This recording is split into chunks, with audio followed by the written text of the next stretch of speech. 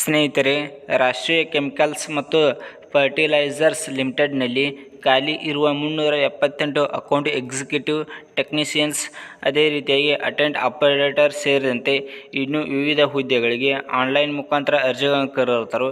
ಇದಕ್ಕೆ selection process ಯಾವ ರೀತಿಯಾಗಿ ಇರ್ತದೆ ಅಂತ ನೋಡೋದಾದರೆ, ಮೊದಲು ನಿಮಗೆ ಎಕ್ಸಾಮ್ ಕಂಡಕ್ಟ್ ಮಾಡ್ತಾರೆ.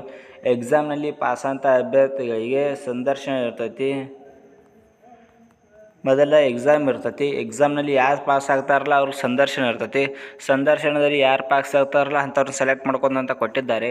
ಇಲ್ಲಿ ನೋಡ್ಬೋದು ಹುದ್ದೆಗಳು ನೋಡ್ಕೋಬೋದು. ಇಲ್ಲಿ ಡಿಪ್ಲೊಮಾ ಕೆಮಿಕಲ್ ಹುದ್ದೆಗಳಿಗೆ ಯಾವ ವಿದ್ಯಾರ್ಥಿ ಇದ್ದವರು ಇದಕ್ಕೆ ಅಪ್ಲಿಕೇಶನ್ ಹಾಕಬೇಕು ಎಂಬುದು ನೋಡೋದಾದರೆ, ಡಿಪ್ಲೊಮಾ ಇನ್ ಕೆಮಿಕಲ್ ಇಂಜಿನಿಯರಿಂಗ್ನಲ್ಲಿ ಆದವರು ಇದಕ್ಕೆ ಅಪ್ಲಿಕೇಶನ್ ಹಾಕ್ಬೋದು. ಮತ್ತು ಇದಕ್ಕೆ ಅಪ್ಲಿಕೇಶನ್ ಹಾಕಕ್ಕೆ ಕನಿಷ್ಠ 18 ವರ್ಷ ಇರ್ತೈತಿ ಮತ್ತು ಗರಿಷ್ಠ 25 ವರ್ಷ ವಯಸ್ಸಿರ್ತೈತಿ. ಮತ್ತು ಏಜ್ ರಿಲ್ಯಾಕ್ಷನ್ ಕೂಡ ಕೊಟ್ಟಿದ್ದಾರೆ. ಏಜ್ ರಿಲ್ಯಾಕ್ಷನ್ ಮುಂದೆ ತಿಳಿಸ್ಕೊಡ್ತಾನು. ಮತ್ತು ಮಿನಿಮಮ್ ಪರ್ಸೆಂಟೇಜ್ ನೋಡ್ಕೋಬೋದು. ಇಲ್ಲಿ 50% ಆಗಿರಬೇಕು. ನಿಮ್ಗೆ ನೋಡ್ಬೋದು ಟ್ರೈನಿಂಗ್ ನೋಡ್ಬೋದು. ಇಲ್ಲಿ 1 ಇಯರ್ ನಿಮಗೆ ಟ್ರೈನಿಂಗ್ ಇರ್ತೈತಿ. ಅದೇ ರೀತಿಯಾಗಿ ಡಿಪ್ಲೊಮಾ ಸಿವಿಲ್ನಲ್ಲಿ ನೋಡ್ಕೋಬೋದು. ಇದಕ್ಕೆ ಡಿಪ್ಲೊಮಾ ಇನ್ ಸಿವಿಲ್ ಇಂಜಿನಿಯರಿಂಗ್ನಲ್ಲಿ ಪಾಸಂತ ಅಭ್ಯರ್ಥಿಗಳು ಇದಕ್ಕೆ ಅಪ್ಲಿಕೇಶನ್ ಹಾಕ್ಬೋದು. ಇದಕ್ಕೂ ಕೂಡ ಸೇಮ್ ಅದೇ ರೀತಿಯಾಗಿ ಗರಿಷ್ಠ 25 ವರ್ಷ ವಯಸ್ಸು ಇರ್ತೈತಿ. ಇದಕ್ಕೂ ಪರ್ಸೆಂಟೇಜ್ 50% ಆಗಿರ್ಬೇಕಾಕೈತಿ. ಮತ್ತು 1 ಇಯರ್ ನಿಮಗೆ ಟ್ರೈನಿಂಗ್ ಇರ್ತೈತಿ. ಈ ಹುದ್ದೆಗಳು ನೋಡ್ಕೋಬೋದು. ಮತ್ತು ಯಾರು ನಮ್ಮ ಟೆಲಿಗ್ರಾಮ್ ಗ್ರೂಪ್ ಜಾಯ್ನ್ ಆಗಿಲ್ಲ ಅವ್ರು ಜಾಯ್ನ್ ಆಗಿರಿ. ಈ PDF ಅದು ಎಲ್ಲ ಅಪ್ಲೋಡ್ ಮಾಡ್ತಾ ಇರ್ತಾನು. ಇಲ್ಲಿ ನೋಡ್ಬೋದು diploma computer, diploma electrical, diploma instrumentation, ಅದೇ ರೀತಿಯಾಗಿ ಡಿಪ್ಲೊಮಾ ಮೆಕ್ಯಾನಿಕಲ್ ಅಂತ ಹುದ್ದೆಗಳನ್ನು ಕರೆದಿರ್ತಾರೆ. ಇವಕ್ಕೆ ಕ್ವಾಲಿಫಿಕೇಷನ್ ನೋಡ್ಕೋಬೋದು. ಡಿಪ್ಲೊಮಾ ಮೆಕ್ಯಾನಿಕಲ್ ನೋಡ್ಬೋದು. ಇಲ್ಲಿ ಡಿಪ್ಲೊಮಾ ಇನ್ ಮೆಕ್ಯಾನಿಕಲ್ ಇಂಜಿನಿಯರಲ್ಲಿ ಪಾಸಂತ ಇದಕ್ಕೆ ಅಭ್ಯರ್ಥಿಗಳು ಇದಕ್ಕೆ ಅಪ್ಲಿಕೇಶನ್ ಹಾಕ್ಬೋದು. ಇದಕ್ಕೂ ಕೂಡ ಗರಿಷ್ಠ 25 ವರ್ಷ ವಯಸ್ಸು ಇರ್ತೈತಿ ಮತ್ತು 50% ಆಗಿರಬೇಕು. ಇದಕ್ಕೂ ಕೂಡ 1 ಇಯರ್ ನಿಮಗೆ ಟ್ರೈನಿಂಗ್ ಇರ್ತೈತಿ. ಈ PDF ನಮ್ಮ ಟೆಲಿಗ್ರಾಮ್ ಗ್ರೂಪ್ನಲ್ಲಿ ಹಾಕಿರ್ತೀನಿ. ಅಲ್ಲಿ ಹೋಗಿ ನೀವು ಯಾವ ಪೋಸ್ಟಿಗೆ ಯಾವ ಕ್ವಾಲಿಫಿಕೇಷನ್ ಆಗಿರ್ತೈತಿ ಅಂಥದ್ದು ಕ್ವಾಲಿಫಿಕೇಷನ್ ಚೆಕ್ ಮಾಡ್ಕೊರಿ.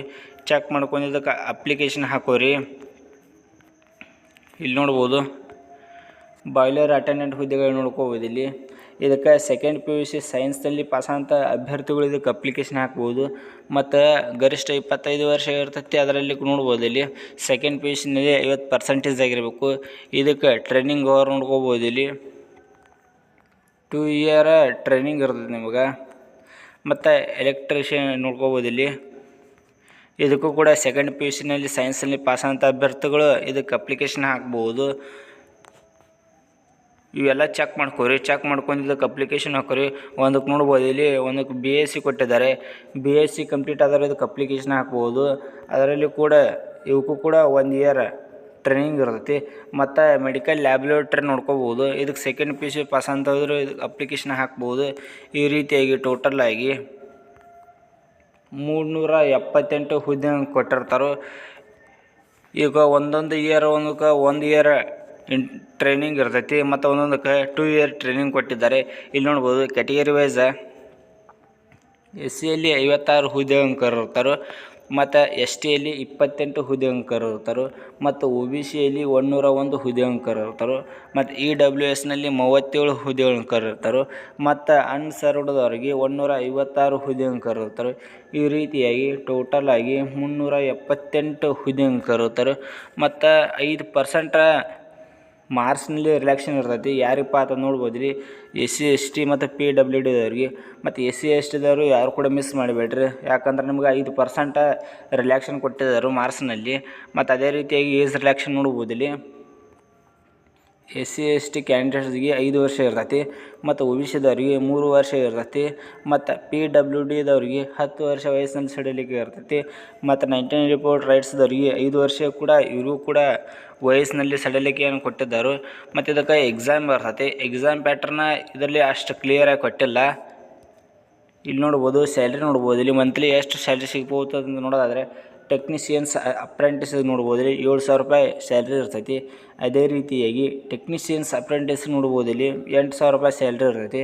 ಮತ್ತು ಗ್ರ್ಯಾಜುಯೇಟ್ನಲ್ಲಿ ಪಾಸಂತ ಅಭ್ಯರ್ಥಿಗಳಿಗೆ ಅವ್ರಿಗೆ ಮಂತ್ಲಿ 9,000 ರೂಪಾಯಿ ಸ್ಯಾಲ್ರಿ ಸಿಗ್ತಿರ್ತೈತಿ. ಆಗಲೇ ತಿಳಿಸ್ಕೊಟ್ಟಂತೆ ಮೋಡ್ ಆಫ್ ಸೆಲೆಕ್ಷನ್ ಮೊದಲ ಎಕ್ಸಾಮ್ ಕಂಡಕ್ಟ್ ಮಾಡ್ತಾರೋ. ಎಕ್ಸಾಮ್ನಲ್ಲಿ ಪಾಸಂತ ಅಭ್ಯರ್ಥಿಗಳಿಗೆ ಸಂದರ್ಶನ ಇರ್ತೈತಿ. ಸಂದರ್ಶನ ಎಲ್ಲ ಪಾಸಂತ ಅಭ್ಯರ್ಥಿಗಳನ್ನ ಸೆಲೆಕ್ಟ್ ಮಾಡ್ಕೊತ ಕೊಟ್ಟಿದ್ದಾರೆ. ಮತ್ತು ಇಲ್ಲಿ ನೋಡ್ಬೋದು ರಿಜಿಸ್ಟರ್ ಆಗಾಕ ಈ ವೆಬ್ಸೈಟ್ ಮುಖಾಂತರ ನೀವು ರಿಜಿಸ್ಟರ್ ಆಗಿ ಇದಕ್ಕೆ ಅಪ್ಲಿಕೇಶನ್ ಹಾಕ್ಬೋದು. ಮತ್ತು ಈ ವೆಬ್ಸೈಟ ನಮ್ಮ ಟೆಲಿಗ್ರಾಮ್ ಗ್ರೂಪ್ನಲ್ಲಿ ಹಾಕಿರೋದು. ಮತ್ತು ನೀವು ಅಪ್ಲಿಕೇಶನ್ ಪ್ರೊಸೆಸ್ ನೋಡ್ಬೋದು. ಅಪ್ಲಿಕೇಶನ್ ಪ್ರೊಸೆಸ್ ಕೂಡ ಕೊಟ್ಟಿದ್ದಾರೆ, ಇದನ್ನು ಕೂಡ ಚೆಕ್ ಮಾಡ್ಕೋರಿ. ಮತ್ತು ಇದಕ್ಕೆ ಅಪ್ಲಿಕೇಶನ್ ಸ್ಟಾರ್ಟಿಂಗ್ ಡೇಟ್ ನೋಡ್ಬೋದು. ಇಲ್ಲಿ 10/12/2024 ಅಪ್ಲಿಕೇಶನ್ ಡೇಟ್ ಸ್ಟಾರ್ಟ್ ಆಗೈತಿ. ಮತ್ತು ಕೊನೆಯ ದಿನಾಂಕ ನೋಡ್ಬೋದು. ಇಲ್ಲಿ 24/12/2024 ಅಪ್ಲಿಕೇಶನ್ ಹಾಕಕ್ಕೆ ಕೊನೆಯ ದಿನಾಂಕ ಆಗಿರ್ತೈತಿ. ಇಷ್ಟರಲ್ಲಿ ನೀವು ಇದನ್ನು ಆನ್ಲೈನ್ ಮುಖಾಂತರ ಇದಕ್ಕೆ ಅರ್ಜಿ ಹಾಕಬೇಕಾಕೈತಿ. ಮತ್ತು ಈ PDF ಈ ಅಪ್ಲೈ ಲಿಂಕ್ ಎರಡೂ ಕೂಡ ನಮ್ಮ ಟೆಲಿಗ್ರಾಮ್ ಗ್ರೂಪ್ನಲ್ಲಿ ಹಾಕಿರೋದು. ಅಲ್ಲಿ ಹೋಗಿ ನೀವು ಕ್ಲಿಕ್ ಮಾಡ್ಕೊಂಡು ಇದಕ್ಕೆ ಅಪ್ಲೈ ಮಾಡಿರಿ. ಮತ್ತು ಫಸ್ಟ್ ಟೈಮ್ ಯಾರು ನಮ್ಮ ಯೂಟ್ಯೂಬ್ ಚಾನಲ್ ನೋಡ್ತಾ ಇರಲ್ಲ ಅಂಥವ್ರು ದಯವಿಟ್ಟು ಸಬ್ಸ್ಕ್ರೈಬ್ ಮಾಡ್ಕೊರಿ. ಡೈಲಿ ಜಾಬ್ಸ್ ಬಗ್ಗೆ ಅಪ್ಡೇಟ್ ನೀಡ್ತಾ ಇರ್ತೀವಿ.